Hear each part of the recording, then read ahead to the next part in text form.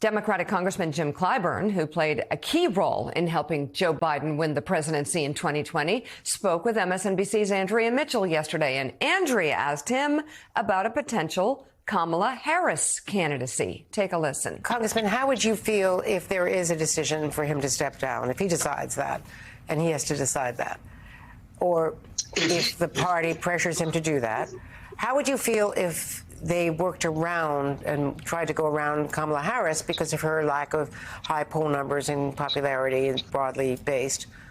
Do you think it's hers to have if it is not his? I will support her if he were to step aside. But I want to support her going forward at some time in the future. I want this ticket to continue to be Biden-Harris. And then we'll see what happens after the next election.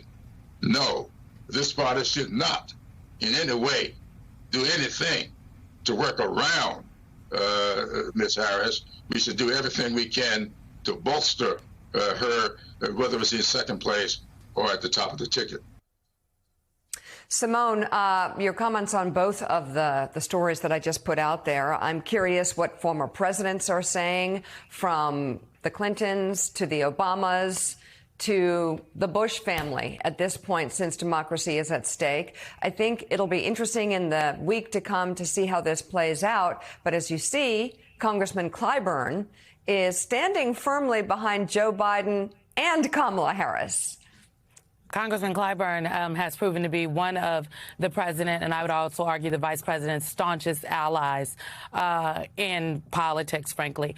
You know, Mika, as I was thinking about this morning, I thought back to 2019, 2020, when Joe Biden had, swept South Carolina, he swept the Super Tuesday states, and there were all these calls for the other candidates, Democratic candidates in the race, to step down.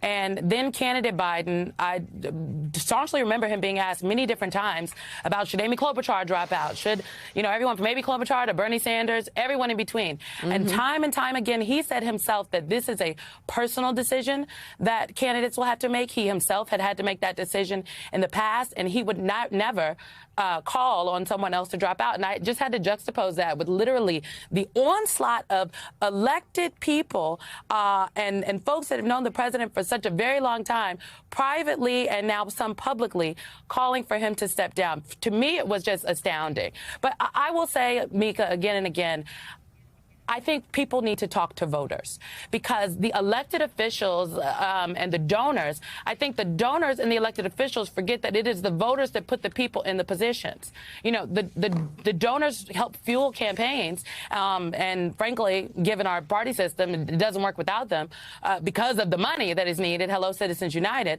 But it is the people that elect the representatives, from the president to governors to members of Congress to mayors to state representatives. And much more focus, I think, needs to be put on the voters and what they are saying, because it is them who will decide, who I think will be the biggest influence on what unfolds. And lastly, Mika, I really think that a lot of folks, as I've been reading the coverage and talking to folks, I don't know if people are very aware of the rules of the Democratic National Convention, and that there are rules that govern what happens if a nominee has accepted the nomination and then decides to step down, or something happens and they're not the nominee.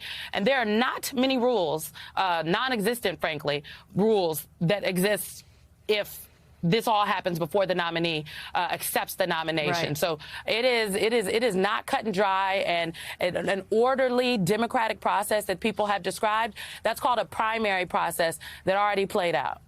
So I don't know, Mika. And Simone, we're going to hear from some of those voters that you spoke to, a focus group in Pennsylvania, after the debate. That's coming up in just a few minutes. So, Eli, reading through your piece about the inner circle that's been around Joe Biden, as you write, many of them have been at his side for 40 years, put them together with his family as well. The advisors in the family seem to be the ones who will make this decision ultimately. Is there any sense that the pressure now that's built over, say, the last 2-3 days even, where you're hearing people saying out loud, Democrats, now elected Democrats, saying out loud that it's time for Biden to step aside, do you get any sense that that message has cracked through, has broken through that inner circle? I don't know what the metric would be to say that it's broken through, but they're definitely hearing it. They're aware of it. The interview with George Stephanopoulos, that is obviously a sign that they have heard some of these calls from lawmakers and that they know they have to fix this. They're trying to fix it. They're trying to reassure people. The outreach has been slow. There were a lot of days that went by before the president started really getting on the phone and talking to the people who are important here. He'll obviously, as you said, meet with the governors today. He has started picking up the phone and talking to members of Congress, as far as I understand. What those conversations are like, hard to say. But, I think that, the campaign has pointed at this point to polling, and they've said, well, the debate has not really changed the race. We're only starting to get a sense of the public's reaction to what happened on Thursday night, what they saw from the president. I think Simone is right. The voters are going to have a lot to do with this, public perceptions, public support. If the president's support craters, if we're looking at a place where states like New Hampshire and Minnesota are suddenly now in play for Donald Trump, that's not a race that the president can win. And so I think that his inner circle, as cloistered as they have been, as much as they have tried to kind of, circle the wagons around the president here in the last week or so, they are realists. They are seeing all these polls. The president is seeing all these polls. And I'm sure that if they continue to mount, if we hear more calls from more senior members of Congress for him to consider stepping aside, I think that will weigh heavily on this president, certainly on the senior staff as well. And by the way, that interview with George Stephanopoulos takes place on Friday. I misspoke earlier. I said it was today. It only feels like Friday here on 4th of July Eve. So, Jim Bandahai, I'm curious, you are so plugged in Washington. You have such good instincts about these things. What is your sense of how this might play out over the next couple of days? A long 4th of July weekend here coming up, a lot of time for the president to speak with his advisors and his family. And if he does, in fact, decide to take the extraordinary step of dropping out of the race, how confident are Democrats in what comes next? It's kind of a great unknown, whether it's Kamala Harris or it goes to the convention and something else happens.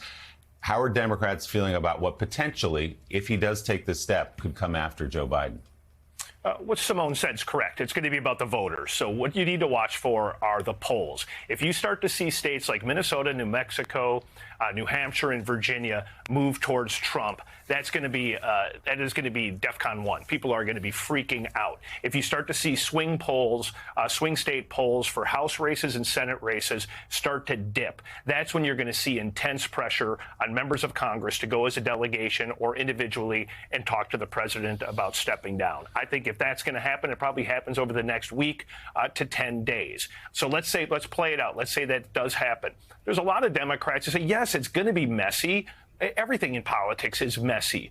But if you have to pick a new ticket, there are advantages to that, right? You would come out of the convention with two much younger candidates. You'd get a hell of a lot of attention because it would be a spectacle unlike any seen in recent American politics.